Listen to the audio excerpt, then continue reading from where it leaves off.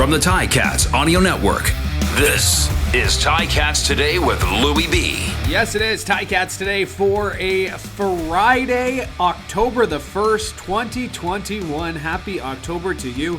It's your digital host, Louie B, on the Ticats Audio Network. Thanks for checking us out wherever you get your podcasts. You can always make sure you subscribe so you never miss an episode, whether it's of this show or any of the other great shows we have for you here on the Ticats Audio Network, like a brand new episode of Ticats This Week with RJ Broadhead and Mike Morreale, or a brand new episode of Speaking with the Enemy, as I'm joined by Sean Campbell from TSN 690 in Montreal. So lots to check out on the Ticats Audio Network throughout the week.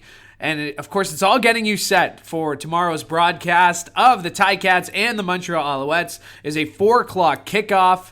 If you're heading down to the stadium, make sure to include us as part of your plans. You can listen on 900 CHML radio, ticats.ca, or the Ticats All Access app. So if you're coming down, even if you're not, make sure to be listening to the Ticats Audio Network for your exclusive game day coverage. Andy and I will get you set with Tiger Cats pregame starting at 3 o'clock. All right, lots to get to on today's show, as we'll run through the depth chart, as the Ticats have made a couple of changes. A couple of them have been hinted at throughout the week, and you might have already seen the depth chart online, but we'll break it down for you in just a little bit. We're going to hear from Coach Orlando Steinauer, as we do every day here on Ticats Today. We're going to hear from Coulter Woodmansey, the 2020 5th overall pick in the CFL draft, making his first career CFL start, so we had a chance to catch up with him.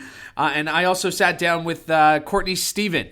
And Courtney, of course, is a Ticats alum. He now works for the company here with the Ticats. He is the Director of Community Partnerships. So looking forward to catching up with him, because there's lots going on tomorrow at the stadium when it comes to acknowledging the National Day for Truth and Reconciliation. So we'll catch up with Courtney on all that and get his thoughts on the game itself. All right, let's take a look at the depth chart for your Hamilton Tiger Cats, how they will line up against the 2-4 Montreal Alouettes. And it's kind of been hinted at all week. You kind of knew it was coming.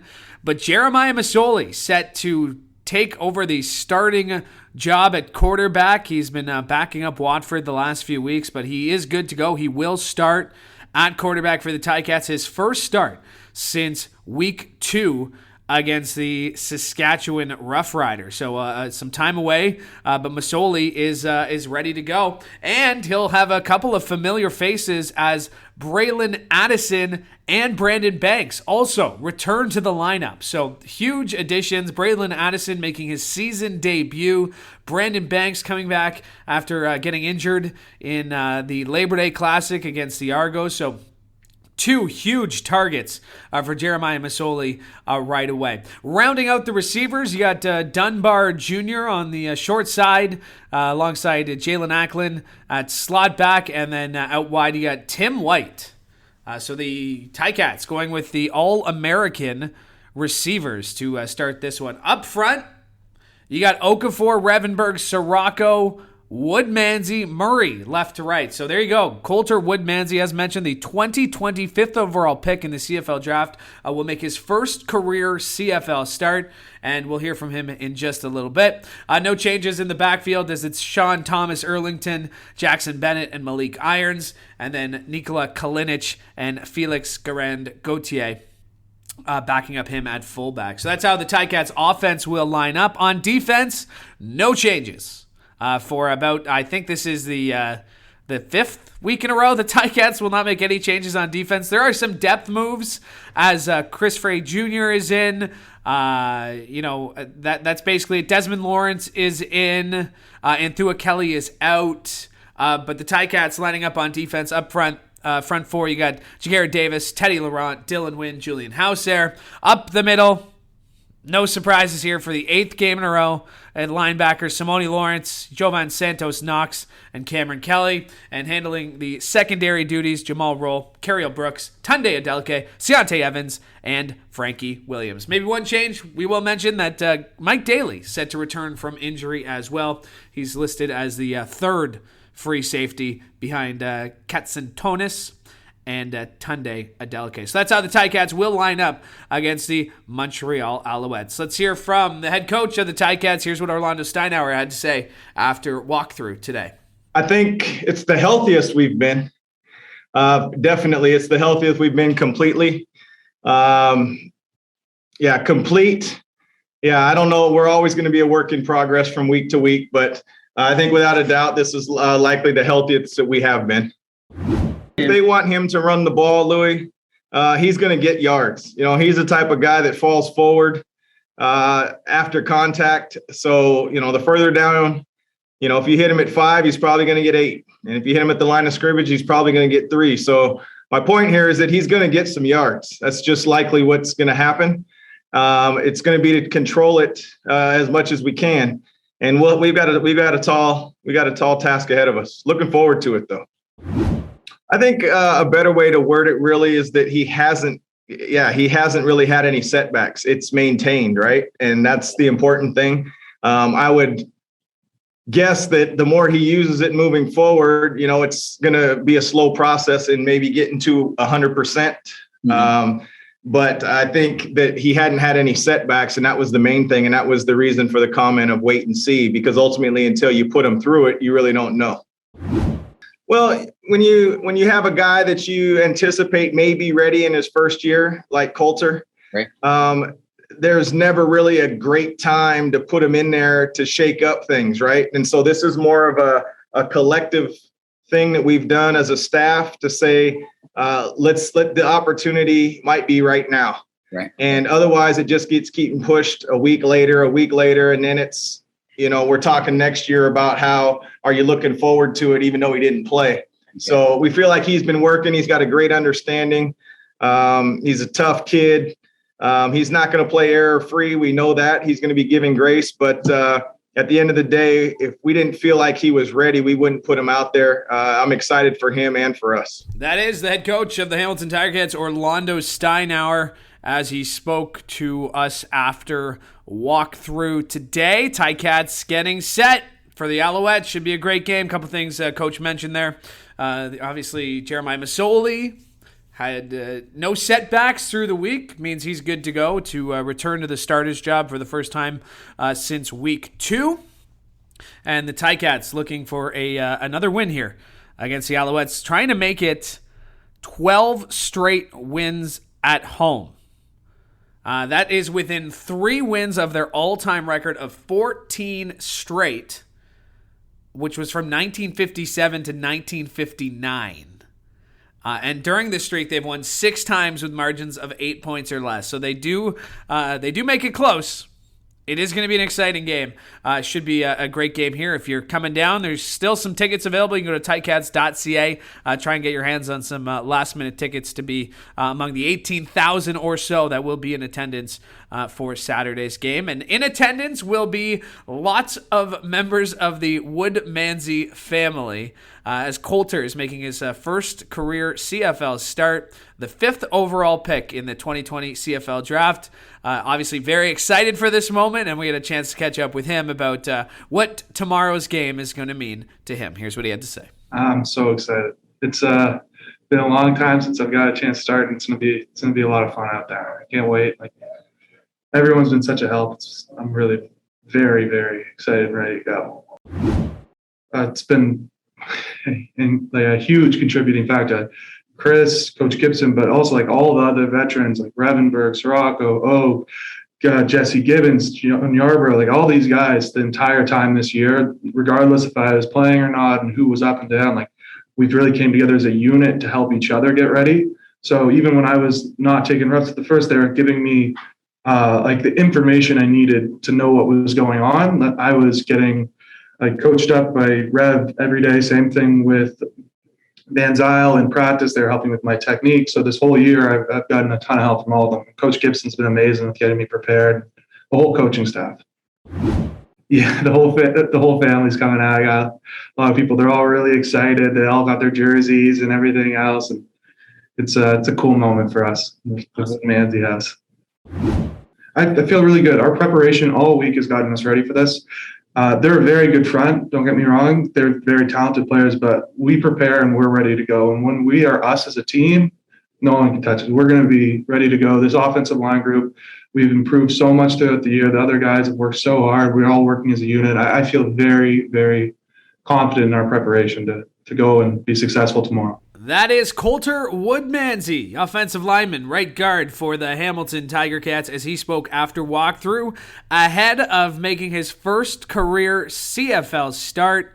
2020 draft pick, 5th overall. Long time coming. He had told us he hasn't started a football game since the 2019 OUA playoffs when he was playing for Guelph. So it's been a long time coming for him. Drafted way back in 2020. And, of course, there was no 2020 season, but should be a special moment. And as you heard there, lots of members of the Woodmansey family will be in attendance. And hopefully you're in attendance as well. You can go to ticats.ca, try and get your hands on some last-minute tickets. And if you can't make it, make sure to join us, even if you are making it. Join us on Tiger Cats pregame, as Andy and I will get you set for the game starting at 3 o'clock. And then we'll hand it off to RJ Broadhead and Mike Moriali, who's filling in for Luke Tasker this week. Courtney Stephen filled in for Andy Fantuz last week, who is filling in for Luke Tasker. But he is a very busy guy this week. He's helped organize a couple of different things when it comes to recognizing the truth, the National Day of Truth and Reconciliation. He organized an information session here with all the Ticats business staff earlier this week. I told you about that earlier, and it was a great, humbling and solemn presentation, but obviously something we all need to be aware of as our history in this country. But I'm very pleased now to be joined by Courtney. He's the Director of Community Partnership for the Ticats, in addition to being a former Ticat himself. And like we said, it's been a very busy week for you, hey, Courtney?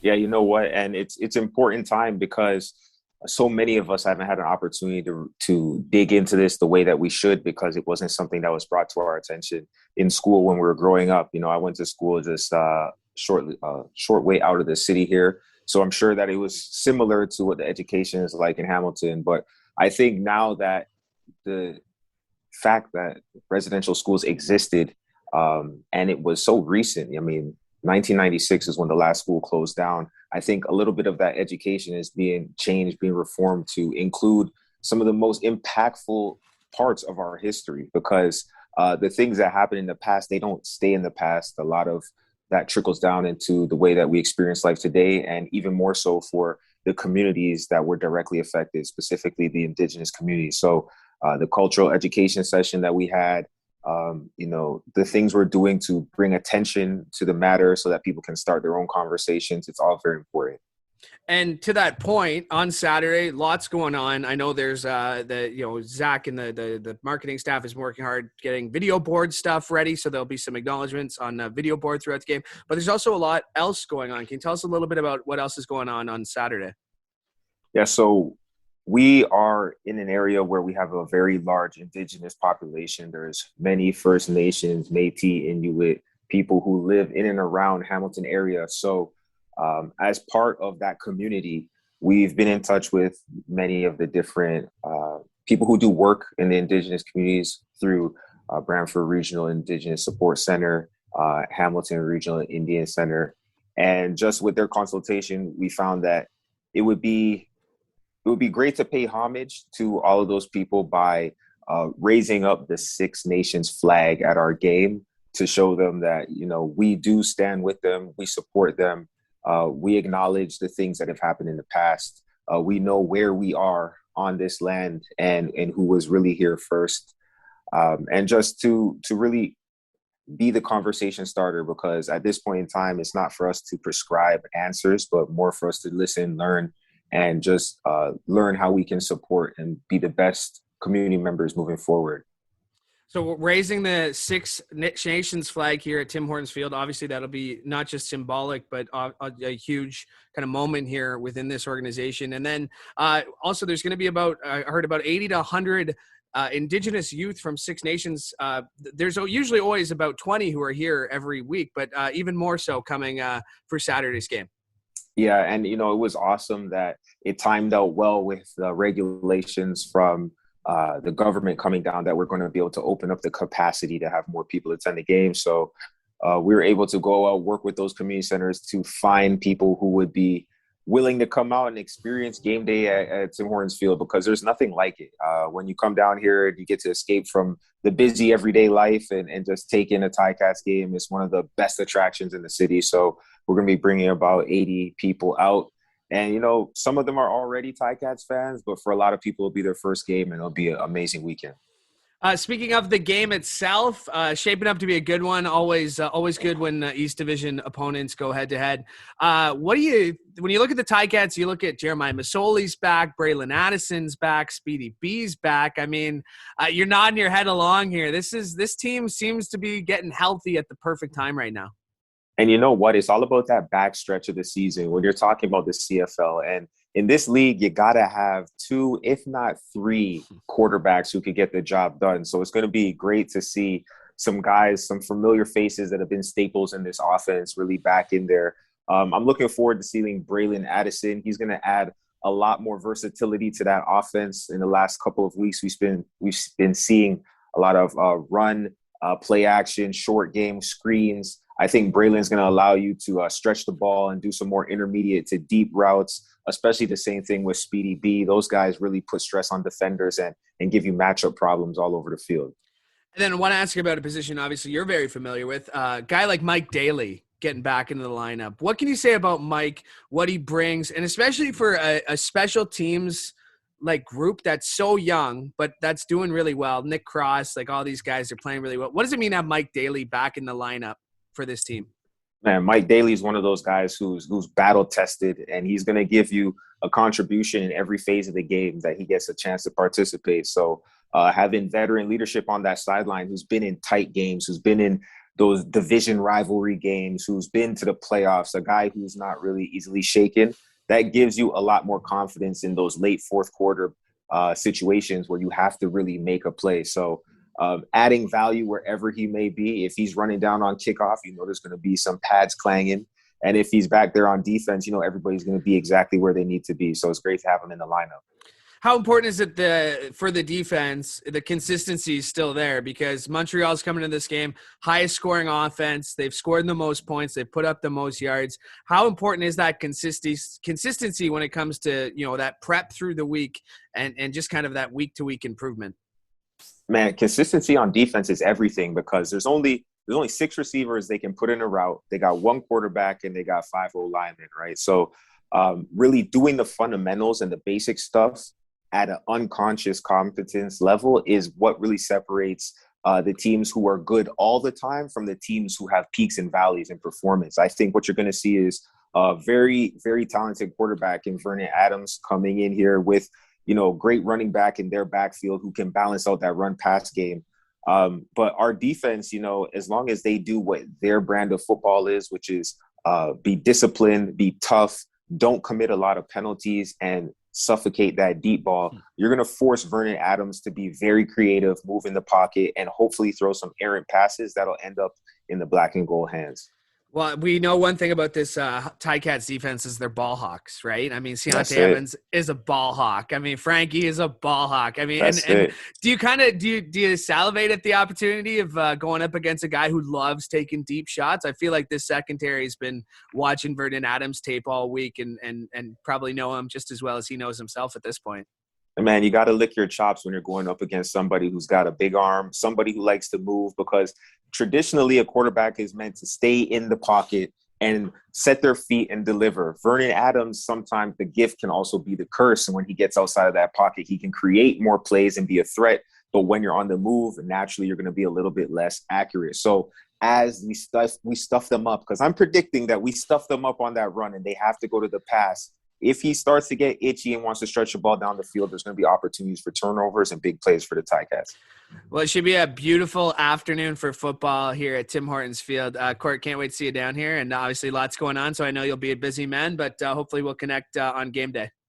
All right, Louie. Appreciate it. My thanks to Courtney Stephen for joining me today on Ticats Today. My thanks to you for tuning in. I always do appreciate it because we could not do this show without you, the listener. If you have any feedback, you can let me know at LouisB_TV. You can hit us up on Twitter at Ticats too. But appreciate you tuning in. Appreciate your support of this show and all the other great shows on the Ticats Audio Network. So make sure to subscribe so you never miss an episode of any of the fantastic shows, including a brand new episode of Ticats this week with RJ Broadhead and Mike Morielli that just dropped. They will have the call for you on tomorrow's game, but be sure to join Andy Fantuzzi at 3 o'clock for Tiger Cats pregame presented by Active Green and Ross. Hopefully you have a fantastic rest of your Friday. Hopefully you have a great Saturday. Be sure to join us tomorrow on the Ticats Audio Network when the Ticats take on the Alouettes. Pregame at 3, kickoff at 4 o'clock. For the Ticats Audio Network, I'm Louis B. Hoping you have a great day.